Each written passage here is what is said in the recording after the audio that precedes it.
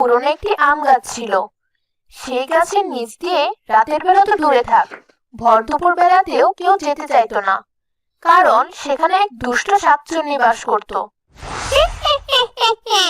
আর সে সবাইকে অনেক ভয় দেখাতো। কিন্তু গ্রামে বানু নামে এক মধ্যবয়সী মহিলা ছিল। সে এসব কিছু বিশ্বাস করত না। একদিন দুপুরে গোসল শেষে সে জেদ করে সে গাছটির নিচে আসে এবং তার সুন্দর চুলগুলো শুকাতে থাকে। লোকজন শুধু শুধু এখানে আসতে ভয় পায়। কই, আমি তো এখানে এসে চুল শুকাচ্ছি, কোনো শাকচুন্নিকে তো দেখতে পেলাম না। কিন্তু বানু যেখানে বসে তার চুল শুকাচ্ছিল, ঠিক তার পাশেই সেই শাকচুন্নিটা অদৃশ্য হয়ে ঘুমাচ্ছিল। তাই বানু তাকে দেখতে পায়নি। হঠাৎ বানুর চুলের বাড়ি লেগে শাকচুন্নির ঘুম ভেঙে যায়, আর এতে সে প্রচন্ড রেগে যায়। তোর সাহস তো কম না! এই সময় গাছের নিচ দিয়ে কেউ একা যাওয়ার সাহস করে না, আর তুই কি না এখানে বসে চুল শুকাচ্ছিস, আবার চুলের বাড়ি লাগিয়ে আমার ঘুম ভাঙিয়েছিস। তারা আজ তোকে উচিত শিক্ষা দেব। দেখ তোর সাথে চুলের আমি কি অবস্থা করি। শাকচুন্নি এসব কথা বলছিল ঠিকই, কিন্তু মহিলাটি কিছুই শুনতে পাচ্ছিল না। সে মনের আনন্দে চুল শুকিয়ে সেখান থেকে গ্রামে চলে যায়, আর শাকচুন্নিও অদৃশ্য হয়ে তার পিছু পিছু আসতে থাকে। গ্রামে এসে বানর লোকজনকে গর্ব করে বলতে থাকে, আমার সাহস দেখেছো? তোমরা যে কাজটি করতে পারোনি সে কাজই আমি করে দেখিয়েছি। আমি তো কোনো শাকচুন্নিকে দেখতে পাইনি। আচ্ছা ঠিক আছে, এবার তাহলে তুই মজা দেখ। এই বলে শাকচুন্নি সর্বে দেখা দেয় এবং প্রচন্ড বাতাসের সাথে বানর চুলগুলোকে জট লাগিয়ে দিয়ে সেখানে অবস্থান নেয়। বাতাসের কারণে বানর চুলের পরিবর্তনটা বুঝতে পারল না, কিন্তু সবাই এসব ঘটনা দেখতে পায় এবং ভয়ে দ্রুত সেখান থেকে পালিয়ে যায়। বানু ভাবে বাতাসের কারণে তারা সবাই সেখান থেকে চলে যাচ্ছে। সেও তার বাড়ির দিকে চলে যায়। বাড়িতে আসার পর সে আয়নার সামনে দাঁড়ায় আর নিজের চুলের এই অবস্থা দেখে চিৎকার করে ওঠে। হায় হায় হায়, আমার এত সাথে সুন্দর চুলগুলো কার নজর লেগে এমন হলো? আমি এখন কারোর সামনে মুখ দেখাতে পারবো না, কারোর সামনে যেতেও পারবো না। হায় প্রভু, এখন আমার কি হবে? আমার এত স্বাদের ঘুম তুই নষ্ট করেছিস, আবার গ্রামের লোকজনকে খুব বাহাদুরি দেখিয়েছিস। এখন থেকে আমি ছায়ার মতো তোর সাথে থাকবো। এই বলে শাকচুন্নি হাসতে হাসতে বানর শরীরে প্রবেশ করে, আর বানও কান্না ভুলে হাসতে থাকে। এদিকে বানর কৌশিক নামে এক ছেলে ছিল। সে বউকে নিয়ে বেড়াতে গিয়েছিল। সেদিনই রাতে তারা বাড়িতে ফিরে আসে। বাড়িতে এসে তারা দেখতে পায় বানু মাথায় ঘোমটা দিয়ে আছে। এটা দেখে তারা অবাক হলেও বিষয়টাকে তারা বেশি গুরুত্ব দিল না। এক সময় তারা সবাই খেতে বসলো, কিন্তু কৌশিক অবাক হয়ে লক্ষ্য করলো যে মা প্রতিদিন ছেলে খেয়েছে কিনা তা জিজ্ঞেস না করে খেত না, সে কিনা আজ কাউকে জিজ্ঞেস না করেই দ্রুত খাওয়া শুরু করে দিয়েছে।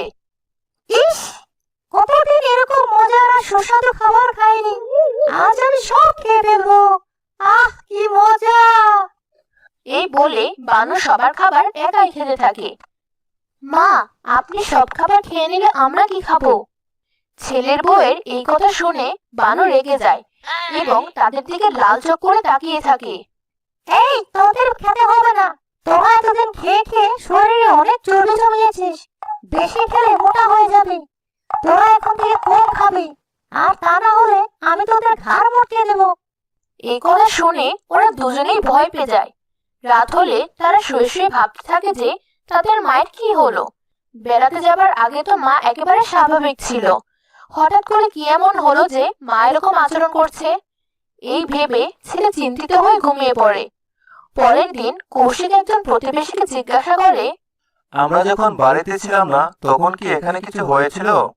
প্রতিবেশী লোকটি তখন একে একে সব ঘটনা খুলে বলে এবং দ্রুত সেখান থেকে চলে যায়। সেদিন রাতে কৌশিক তার বউকে সব ঘটনা খুলে বলে। বউ তখন মনে মনে সিদ্ধান্ত নেয়, আজ রাতে আমি শাশুড়ি মায়ের চুলের জটগুলো কেটে ফেলবো, তাহলে আমাদের ঘরে আবার শান্তি ফিরে আসবে। রাত গভীর হওয়ার পর সবাই ঘুমিয়ে পড়লে সে শাশুড়ি মায়ের চুলের জট কাটে বের হলো, কিন্তু দরজা কিছুটা খুলতেই সে কিছু অদ্ভুত শব্দ শুনতে পেল। আর শব্দ আসছিল উঠোনে থাকা বড় আম গাছটা থেকে।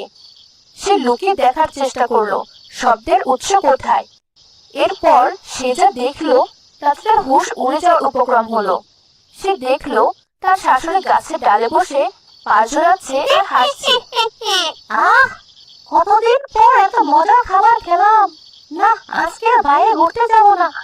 যাই, হাটে গিয়ে ঘুমিয়ে পড়ি। এই বলে সে গাছ থেকে নেমে এলো এবং তার ঘরের দিকে চলে গেল। ইস, এই বিছানাটা নরম না। এই কৌশিকটা কোনো কাজেরই না। ছেলে আর বউ মিলে শুধু শুধু খাচ্ছে আর শরীরে চর্বি জমাচ্ছে। আমাকে একটা ভালো বিছানা এনে দেয় না। এসব বকবক করতে করতে বানু ঘুমিয়ে পড়লো। এদিকে শাশুড়ির এসব কাজ কারবার দেখে বউয়ের সন্দেহ আরো দৃঢ় হলো। সে নিশ্চিত তার শাশুড়ির উপরে কোনো শাকচুন্নি ভর করেছে।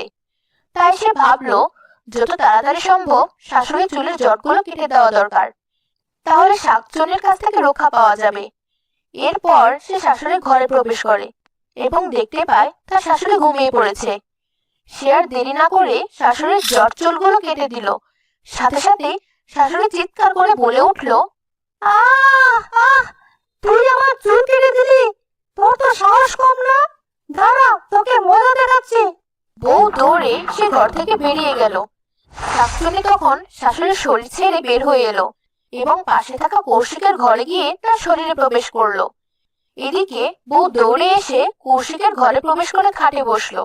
এই যে শুনছো, আমি মায়ের চুল কেটে দিয়েছি। ওই শাকচুন্নি এখন এখান থেকে চলে গেছে।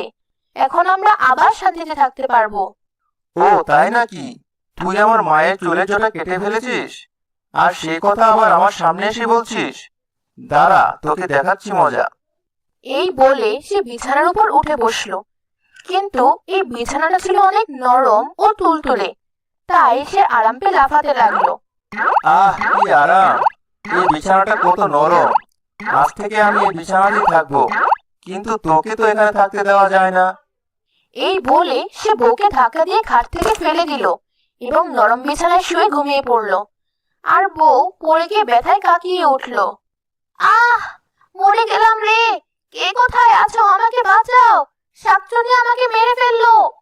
এমন চিৎকার শুনে বানু দৌড়িয়ে এলো। কি হয়েছে বৌমা? কি হয়েছে তোমার? মা, আপনি ঠিক হয়ে গেছেন? আমি আপনার চুলে জট কেটে দিয়েছিলাম, তাই শাকচুন্নি আপনাকে ছেড়ে এখন আপনার ছেলের উপর ভর করেছে। সে আমাকে খাট থেকে ধাক্কা দিয়ে ফেলে দিয়েছে আর বলছে সে নাকি এখানেই থাকবে।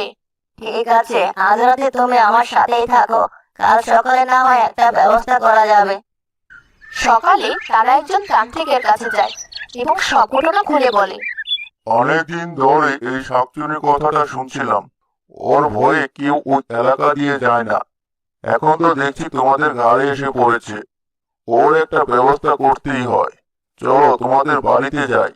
এরপর তারা সবাই কৌশিকের ঘরে চলে আসে। এই শাকচুন্নি, তুই এখানে কেন এসেছিস? আমি যে আম গাছটায় থাকতাম, এই বুড়ি সেটা নিচে গিয়ে চুল শুকাচ্ছিল। ওর চুল শুকানোর আর জায়গা ছিল না। চুল নিয়ে ওর অনেক অহংকার ছিল। চুল শুকাচ্ছিল ভালো কথা, কিন্তু চুল লাগিয়ে আমার ঘুম ভাঙালো কেন? তাই আমি ওর সাথে এখানে এসেছি। আমি এখন এই বাড়িতেই থাকবো, কোনোভাবেই এখান থেকে যাব না। ও, তুই তাহলে এখান থেকে যাবি না? আচ্ছা, দেখি কতক্ষণ তুই এখানে থাকতে পারিস। এই কথা বলে তান্ত্রিক কিছু মন্ত্র পড়লো এবং তাকে ঝাড়ু দিয়ে মারা শুরু করলো। আহ আহ, আর মারিস না, আর মারিস না! আমি এখান থেকে চলে যাব, আর ওই আম গাছ থেকেও কখনো নামবো না। না, তুই ওই আম গাছে না, তোকে এই গ্রাম ছেড়ে চিরদিনের মতো চলে যেতে হবে। ঠিক আছে, ঠিক আছে, আমি এই গ্রাম ছেড়েই চলে যাব। দয়া করে আমাকে আর মারিস না। ওরে বাবা রে, মরে গেলাম রে! তান্ত্রিক ঝাড়ু পেটা বন্ধ করলো আর শাকচুন্নিও কৌশিকের দেহ থেকে বের হয়ে চলে গেল। এরপর সে ওই গ্রামে আর কোনোদিনও ফিরে আসেনি।